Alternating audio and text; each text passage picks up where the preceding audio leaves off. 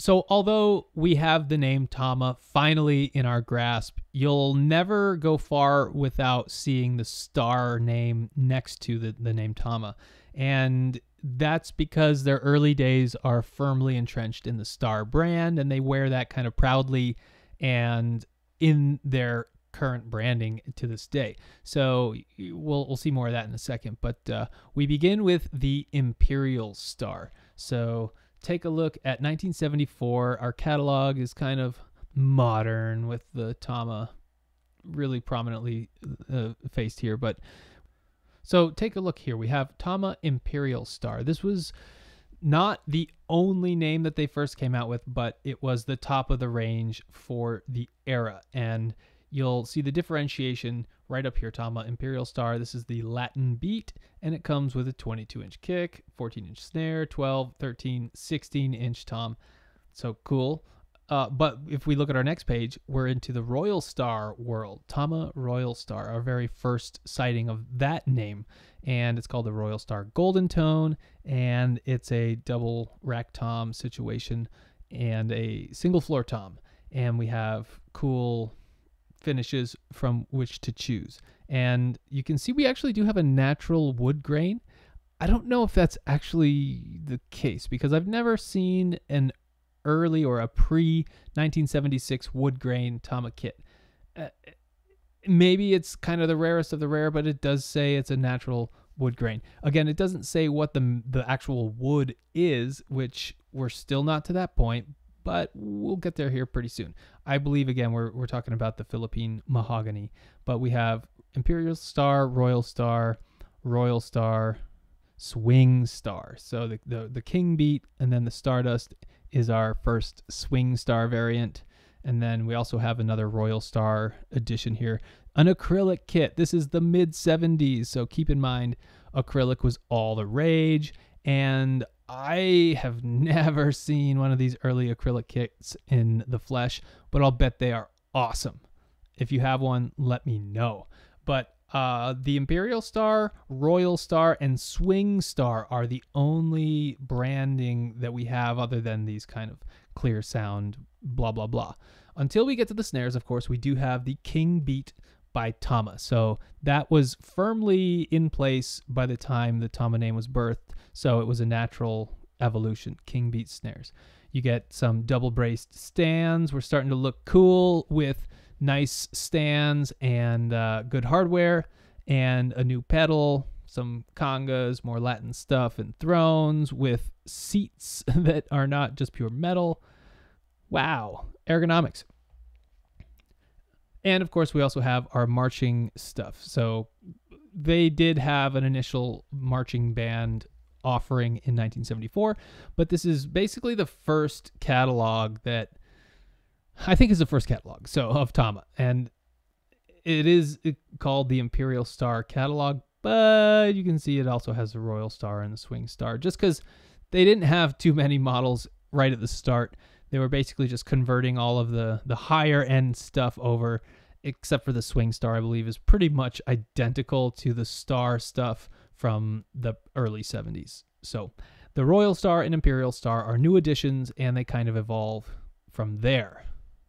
In general, we have the Imperial Star, which is the first top-of-the-line kit, top-notch hardware, Philippine mahogany with reinforcement rings.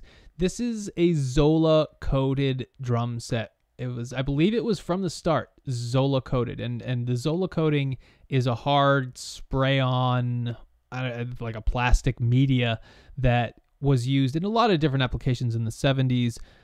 Probably most notably in like the trunks of cars to help dampen the noise from the rear axle.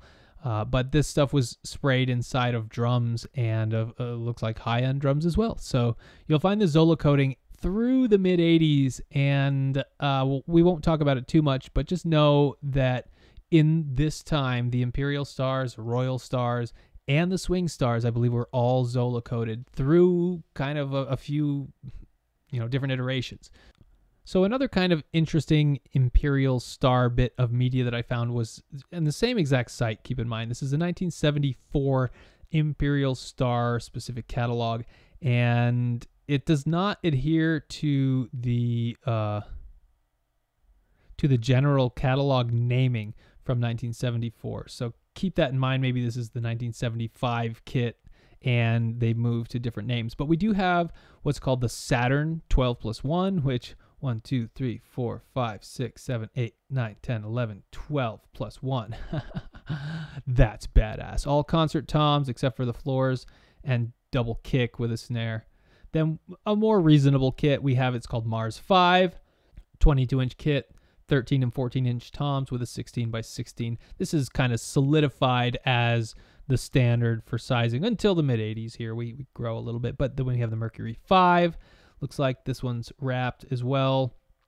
And, you know, very similar specs, but different variants. Mercury 4, we lose a tom. Here are the individual guys on their own. The lugs, some snares, a bunch of snares now. We have, looks like 4 snares and all the concert toms you could ever need.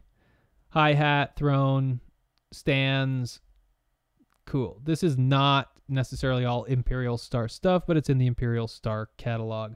This one might be 1978 based on this little time stamp here, but those can be deceiving. So keep that in mind. We call this 1974, but it doesn't look like it matches up with that at all. It looks more like a 1978 Tama Superstar set if I had to guess.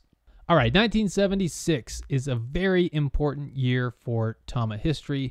This was the introduction of the Superstars. So once again, we've got the Imperial Star, Royal Star, Stage Star, blah, blah, blah. Now we have the Superstar, and this is the first time this name has been used. It's their highest end kit yet. It's called the 9500 series, and this is it. They're trying to appeal to the really high-end musician here. And you'll see that they actually do succeed in courting some real big names like Billy Cobham, Stuart Copeland, Bill Bruford, Alvin Lee. There's just an endless number of drummers who found Tama in the late 70s and kind of elevated the brand throughout the 80s.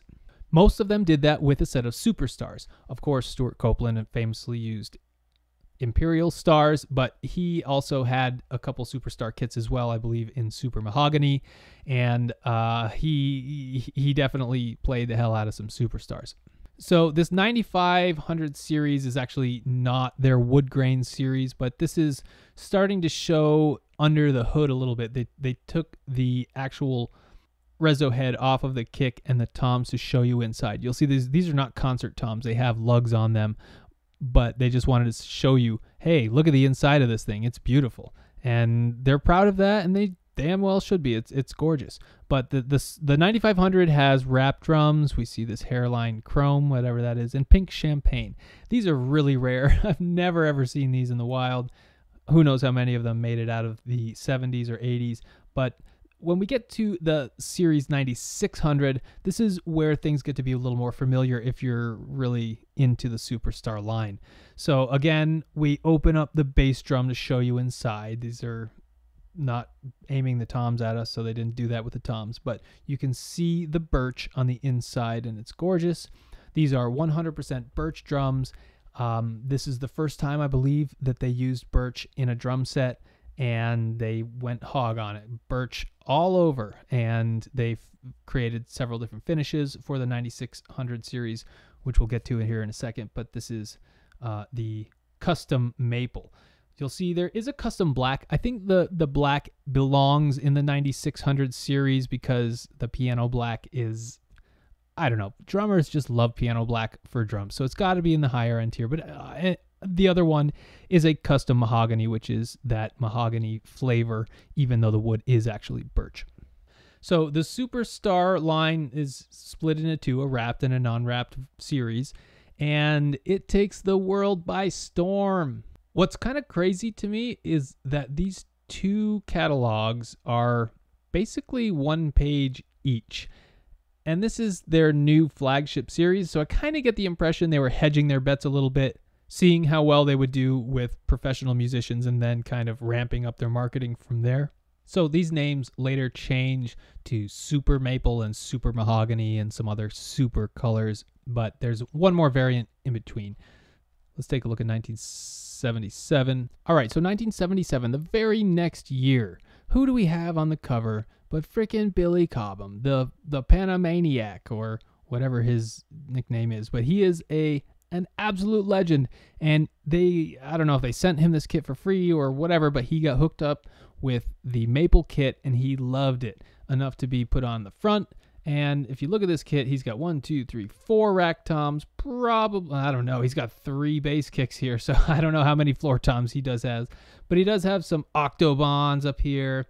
Not a high amount of cymbals, but here we go. We do have one big old floor tom that's elevated, so maybe that's it. But either way, that's a huge drum set.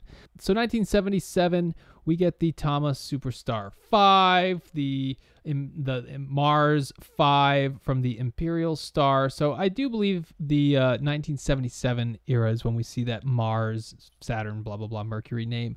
But in 1977, we also get the introduction of the Fiber Star kit. This is an actual fiberglass drum set, and fiberglass was one of those materials they were experimenting with. You saw the acrylic in 1976. This is the very next year, and we have a fiberglass kit, and it's called the Fiber Star.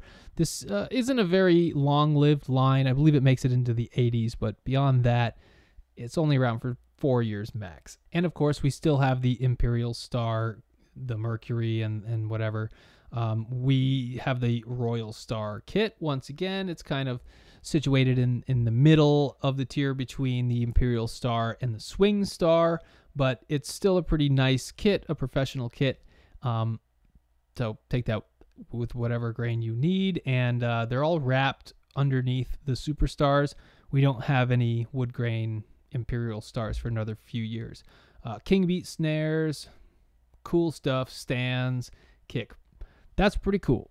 So if we go back to the next year, we actually have Billy on the cover with the same exact kit. Looks like the same shoot. And maybe we're confusing years. Maybe this is a 77 catalog as well, just like the previous one with Billy on the cover. But it's the same exact set, and it's awesome. But this catalog has a lot more information about a short history of drums and drumming, which is really cool, and some information about the shell construction. We get more information about the wood and what they're doing to put it together and why their process is superior. So it's kind of cool, really nice information to have, and for the drum nerd for sure, but if you're really interested in it, it's a cool read. We also have a mention of the Tama Fiber Star fiberglass drums with real tone. The exclusive black fiberglass construction is more resonant than most fiberglass shells, yet is as loud and durable as any. So that's kind of cool. The Fiber Star is going strong in 1978.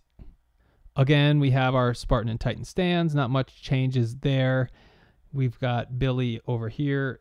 These two catalogs are very similar, the 1977 and 78. I don't think they change very much. They call this one natural maple versus custom maple, even though we have custom mahogany on the very next page. So the naming for the colors is kind of all over the place in this era. And here's the Fiber Star kit. Looks like it's in some sort of blue color, midnight blue. And this is what it looks like bare, kind of cool. And we get into the Imperial Star concert toms. This is kind of that Saturn setup, Saturn 12+1, and other wraps for the Imperial Star. They're really going hard with the Imperial Star kits at this time. That's kind of their bread and butter. And the Superstar is mainly reserved for the Billy Cobhams of the world. So here we go. Octobons, looking cool. And some little look under the hood when it comes to construction. It looks like we have reinforcement rings at this point, and I think we lose those by the next year. Here we go. Silver Star colors, Platina, Royal Pewter, Midnight Blue, blah, blah, blah. You got a bunch of different wraps. So that's a cool catalog. These are definitely the years where Tama is focusing on beefing up their hardware.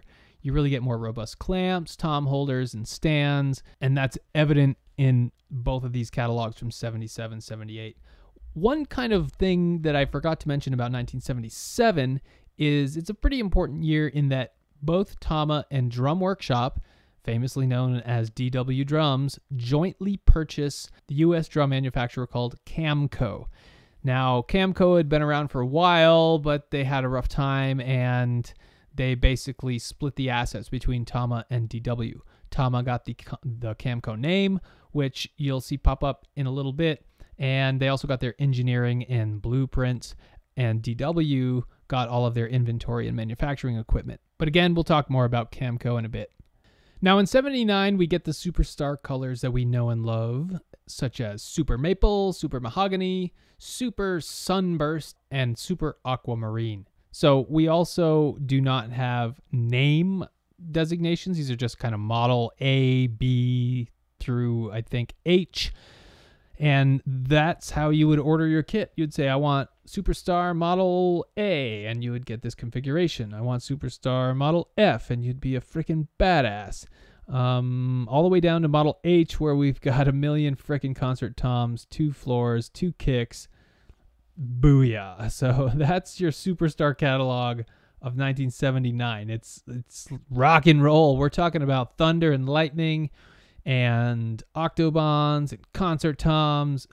Nice. 79 is a really fun year for Tama, but it is not the most important year of kind of the cluster. I would say the following year, Tama Superstars 1980, is when a lot of important things happen.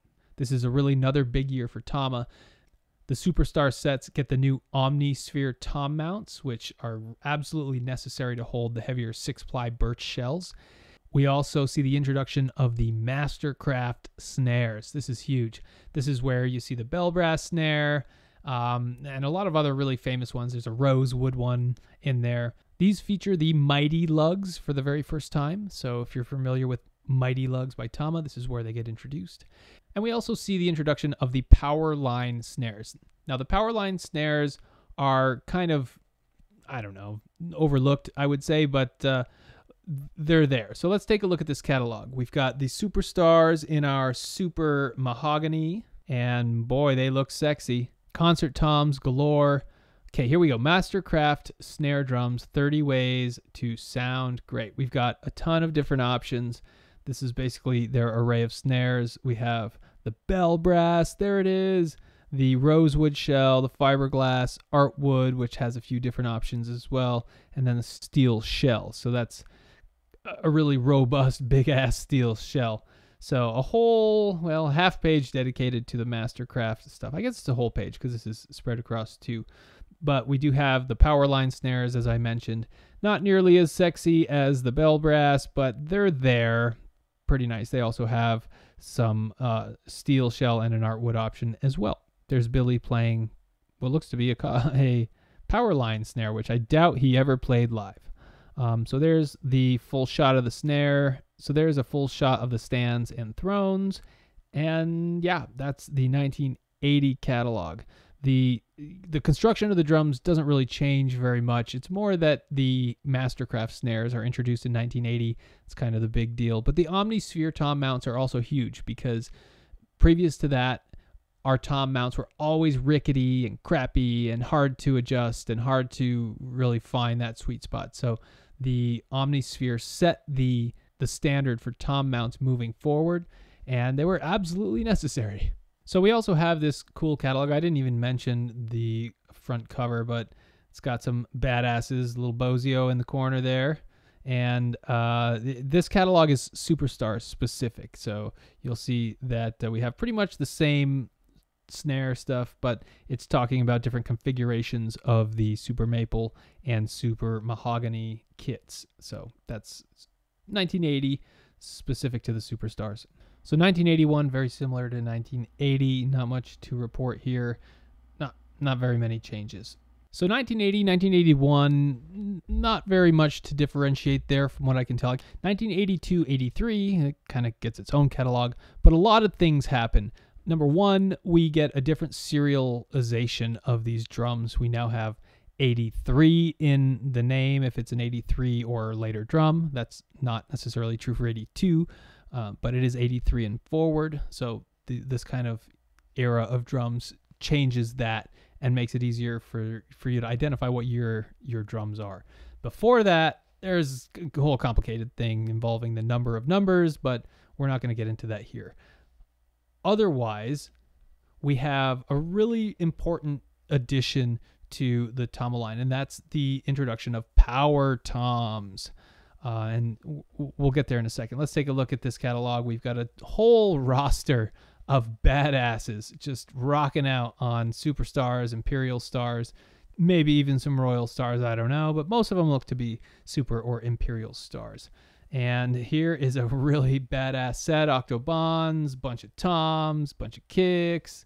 Looks like a gong drum in there. Crazy. So we get some more information about the construction of the shells here. Probably reused a lot of material from the previous one. But again, they're really proud of that, and they damn well should be. Okay, so here we go. The introduction of extra depth, extra performance. New Tama extras. So these are almost square. I think that we have 10 by 9, 12 by 11, 13 by 12, 14 by 13, 15 by 14. So not quite square, but pretty damn close. And I mentioned, I think that this is showing it backwards, like back in the day. The depth was first, then the diameter. So I think these are diameter and depth. But you can order them in any configuration that you want. There they are. Super Mahogany Cherry Wine is our first introduction to that one. Doesn't look that much different than Super Mahogany here, but it is Super Mahogany. And here's our Super Aquamarine. Really sexy. You don't see those a ton, but I love that one. Here's our Super Maple, Super Mahogany, Concert Toms galore, double kick on the Mahogany. They're all birch, so don't get fooled by the maple, mahogany, blah, blah, blah. They're all birch. And here's some badasses and their kits, Elvin and Bobby. Next, we get to the Imperial Star stuff, and they talk about how it's pretty much the same construction, only using different woods. And here they are. They're all wrapped once again. The Imperial Star line in placer gold, royal pewter, really cool drums. We talk about the snare again. We're still using the Mastercraft name at this point. I don't think they get away from that for a long, long time if they ever do. But here they are once again. The snares, King Beat and Power Line. Cool. Titan stands looking rowdier and heavier than ever.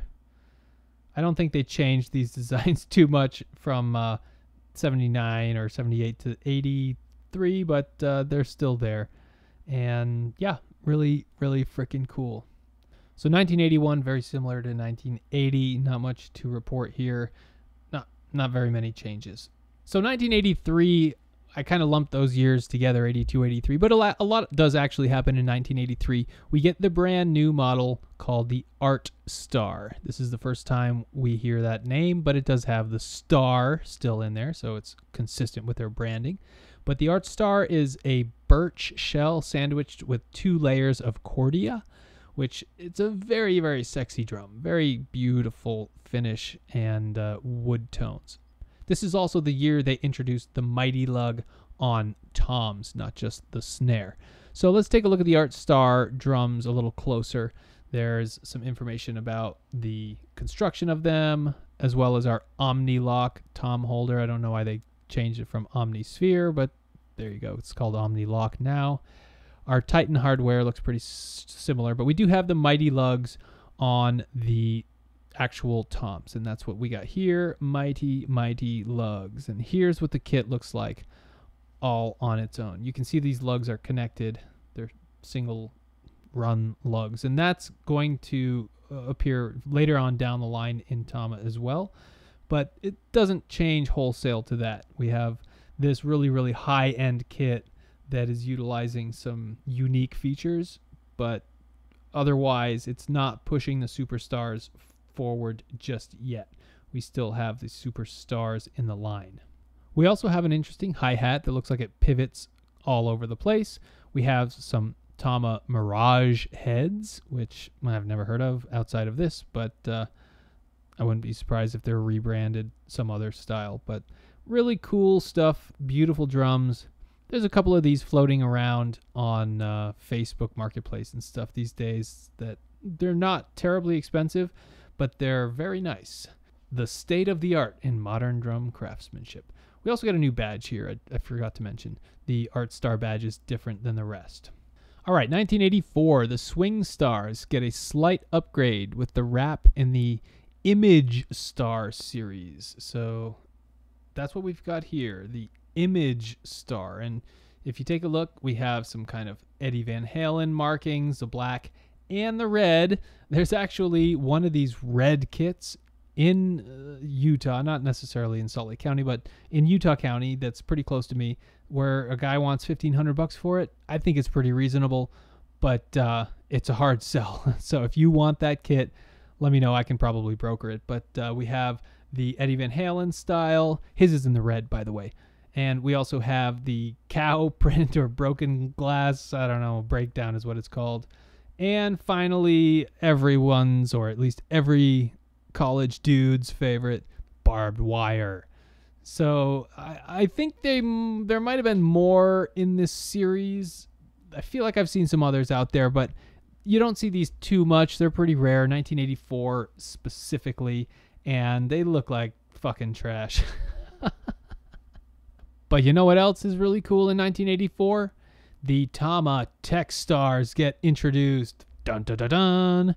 This is the very first electronic drum set produced by Tama.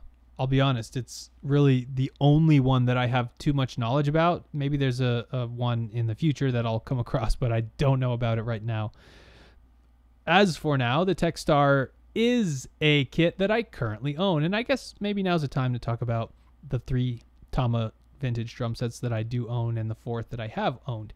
I started off with a Tama Royal Star kit from the early 80s, and I loved that thing. It was great, sounded great, really fun to play, and inspired a lot. But I kept reading about the Superstars and seeing them locally and blah, blah, blah. I finally pulled the trigger on one set and had to get rid of the Royal Stars. I then acquired the set of Tech Stars, so that's my, I guess, 3rd Tama set.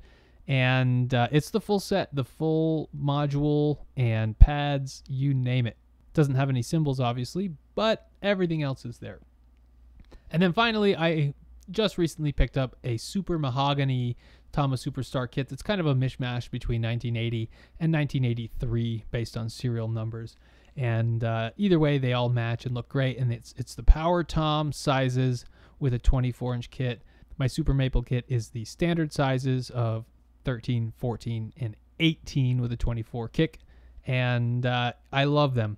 I love them all. And I kind of lament letting go of those Royal Stars because they were the perfect smaller drum set. They were 22, 12, 13, 16. But they have gone down the river. So the Tech Stars are kind of, I don't know. I don't want to say they're revolutionary because they did not take off. They were not the hugest seller in the line. They were used, I would say, primarily as a supplement to an acoustic kit as kind of digital pads, but you could make a whole kit out of them if you want, minus the cymbals. They had to be acoustic cymbals. The voice module, the TS-305, the TS-306, and the TS-200 all existed.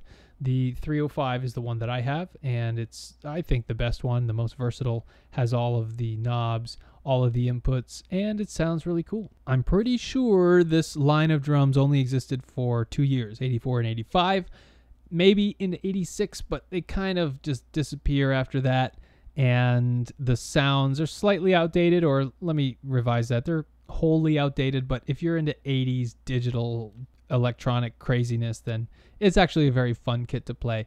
And it uses actual drum heads on a kind of flatter board with a piezo, and it sounds good. It feels good and it sounds good. So that's my experience with the Tama Tech Stars in 1984. So 1985, we take a look and we have the Art Star and the Power Tower System drum racks. So they're leading with the Art Star as their leading kit. There still is a Superstar with extras in the 85 catalog, Superstar this way and that way, but we have the Art Star kind of leading the charge as their premier kit at this point. This power tower is Tama's rack system, and it's pretty cool. I don't know, it doesn't look that sturdy with these little tripod deal or dipod deals, but it looks like it works, and I'm sure somebody somewhere has used it. So they're trying to really add this racking system to these heavy rock drummers kits, and get your toms up as high as possible so that you can utilize power toms still. So kind of cool, but not very much innovation as far as the actual drums go. Still more just hardware. So here's kind of an interesting picture that I found in the 85 catalog. This is the Techstar kit used in conjunction with an acoustic set. And I think that's kind of just how they had to market these to get people on board. But it works in the context of an acoustic kit. You can make a full kit, like I said, minus the cymbals. But it doesn't look like there's too much evolution here. It's just, they have the power tower involved, and it's kind of cleaner, and you can incorporate it with the acoustic set. There is this TAM 200 voice module, which is new in 1985. Not much about it. I don't think maybe it's a good unit, but you don't see them out there in the world. So that's 1985 Techstar. So also worth mentioning, 1985 is the introduction of the first cable hi-hat from Tama. I don't think they invented it, but that's their first introduction. They also have some new snares in Bird's Eye Maple. There's a carbon finish, one called Gibraltar. Otherwise, not very much forward movement between 84 and 85. So 86, we get the ArtStar 2, which has updated spurs, and we'll take a look at those in a second. But we actually see the reemergence of the Camco name and our first sighting of the Artwood snare series with what are called Freedom lugs. So let's take a look. We've got the ArtStar 2 kit with really heavy-duty Spartan stands. It looks modern to this day. That kit's awesome. I'm pretty sure that's what the guys in Slayer play as an ArtStar 2, and just massive. Beautiful. This is the introduction of the Diamond lug, which I think is just sexy as hell. Very Art Deco. You can see it's still connected. It's a long connecting single lug, but more Art Deco styling, and the introduction of the new spurs, which are articulating, and really nice hardware. So it looks like they gave Billy an ArtStar 2 kit to play in the mid-'80s.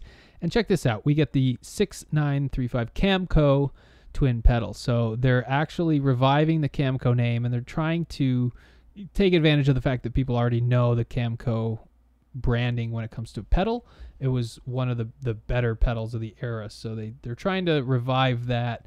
But otherwise, we got a shitload of these white ArtStars or black ArtStars. They went away from the natural woods when they went away from the Superstar name, but for the most part, we're talking about wrapped drums in this mid-'80s era. So you're noticing that we're not seeing the Imperial Star name or Superstar name by 1986 in these catalogs, and that's because they've kind of moved on. We have a new name for the Imperial Star called the Beat Star, and I'm pretty sure this is the one-to-one replacement for the wrapped Imperial Stars, because you can see they just kind of look Imperial Star-esque. And they're very rock solid drums, look great. It looks like they do offer a clear lacquer wood finish, probably inside the shells. So probably the Philippine mahogany as well. I can't find it, but this is the Beat Star, and think of this as kind of the 86 version of the Imperial Star, whereas the ArtStar 2 still sits above the Superstars, but you do see this random crest star, and I think this naming is terrible, but these drums are meant to be the heir apparent to the Superstar line. They're not the top dog as ArtStar 2 is there, but these are what you see in lieu of Superstars. We've still got some concert toms on option, but we get the more triangular lugs. We get the Superstar woods and some really cool stuff. Artwood birch shell snare drums as well are available in this line. I guess they're separate, but that's kind of what they're aiming for with the Crestar line. Crestar Custom, this is where we get some more fancy wraps, the black, whatever this red is. I don't think that's the wood grain. Maybe that's a cherry wine. That one still persists through this era, but otherwise our maple and mahogany are gone, and our shell colors are black, piano white, candy apple red, or cherry wine. So there you go. So this is a weird era in Tama where a lot of things change, but not a lot of things stick. So this crest star name doesn't stick around long. The beat star does not. We also get one more kit, which I'm not sure if this one's below the art star or above it. Maybe it's above the art star too, because it has such fancy colors with its wraps. But this is a wrapped drum called the Grand Star, and this is probably the top of the line. This is our 7-ply 9mm thickness birch, and this color here, this cherry rose, is really famous based on this, I think, specific catalog. But the Grand Star come in like a blue and these colors here, and really, really nice set. You'll see these pop up for sale every now and again, but it's hard to differentiate what makes this different between the art star, the crest star, the Grand Star. So take your pick between lug styles, finish styles. Either way, they're very, very high-end drums. 1986, but doesn't stay like that for long. Check this out. 1987, we get the full introduction of Camco by Tama. This is a full-on drum set. This is a Zola-coated, probably Philippine mahogany set. This is probably very close to the Swing Star, but it does have that really nice Art Deco-y style of hardware, and it's a nice white finish. Has the Camco by Tama branding. So this was an option for you in 1987 if you just wanted something familiar like the Camco name, even though it was made in Japan by Tama. So 1988 is a real huge kind of watershed year as far as Tama goes, because we get the introduction of the Rockstar line. Many of you listening might have gotten your start on a Tama Rockstar set, and those kits are probably still around to this day because they are freaking bomber. You cannot destroy a Rockstar set, especially the ones that are made in Japan in the early years. They are just such good drums and high value for something that's just meant to be beaten to hell. This is one of the single-page documents from 1988, and let's take a closer look of the Rockstar line. So right off the bat, this catalog is killer. We've got this 80s just kind of space scene, and these things are floating out there on this weird pad with the power tower. All of our badass drummers right here. I doubt they're all using Rockstars, but who am I to say? Here's your wrap colors. Here are your spurs. You can mount them in a number of different ways. Octobonds. Just a really great mid-tier rockin' set. We have the Rockstar Pro, which is actually more of a high-end set. This is a special color on the wrap. You got your Octobonds, a ton of different tom sizes. Power sizes, for the most part, we're still in the 80s, so we want big, we want loud, but this is what you get in 1988 when your Rockstar line is introduced. You got this cool silky yellow color. This looks like that cherry rose that we've seen on the Grand Stars. It would be very easy to confuse this set with the Grand Stars, so I'm kind of confused why they use that finish on the wrap, but that's okay. The Rockstar Pro was meant to be a pretty expensive set. Even Simon Phillips still has a 5-piece set in his basement.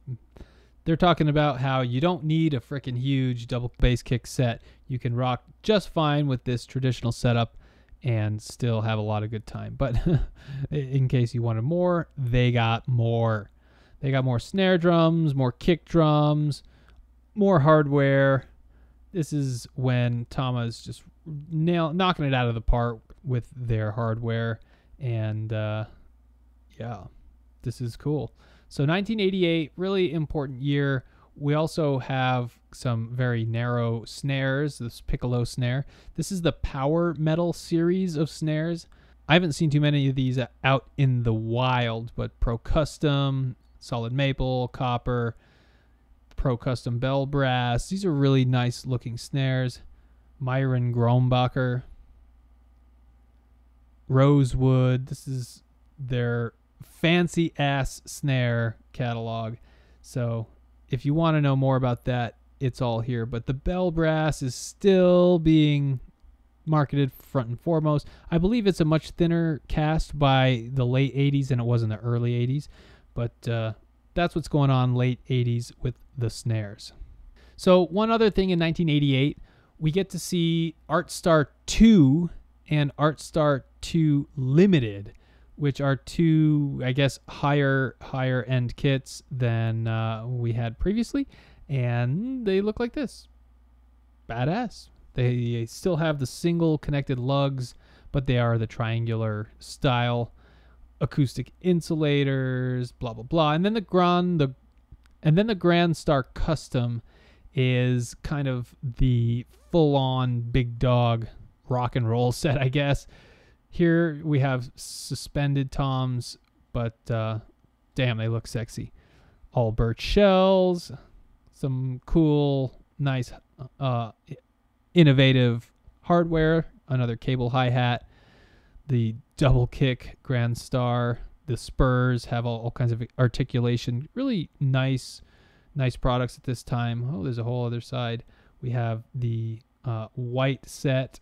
This looks like the cherry wine set. That color seems to stick around for quite a while, but definitely white in this era, black, and the pink are very popular.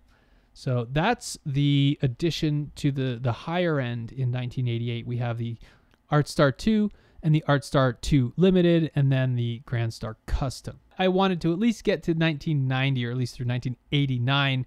So we're going to end on this one, 1989. This is not a very pivotal year in Tama history. 88 was where they introduced a lot of very important drums, including that Rockstar line. So by 1989, they're just floating off of the Rockstar fame. But we also, in 89, get the introduction of these weird-ass tilted stands. And this looks a lot more like the kit from Slayer, the double bass kick with the ton of toms. I'm sure there's some octobans missing, but these tilted cymbal stands have become iconic in the metal world for having just a brutal badass kit. They're obviously just designed to get the cymbals in a little closer to you because the kit has expanded so far beyond reality. But this is what they look like. Stilt stands. Other than that, we still have the Art Star 2, Art Star 2 Limited, and the Grand Star Custom and the Grand Star. You can buy the hardware, the power tower system, snare drums, etc. So this is really the end of the 80s. 1990 is a pretty pivotal year in, I don't know, the world or music, whatever you want to say. So we're going to cap it at that and leave you hanging for the second half. And hopefully this is kind of brought into view what the range of drums are from Tama from any era up to 1989. And if you have any questions or if you'd like to clarify, I would love to hear your input and I can make a follow-up. But either way, hopefully you enjoy this style of content. If you do, please leave a comment and let me know. And again, if you have any questions, I will be glad to answer them in the comments. Feel free to like and subscribe, and hopefully I will see you on the next one.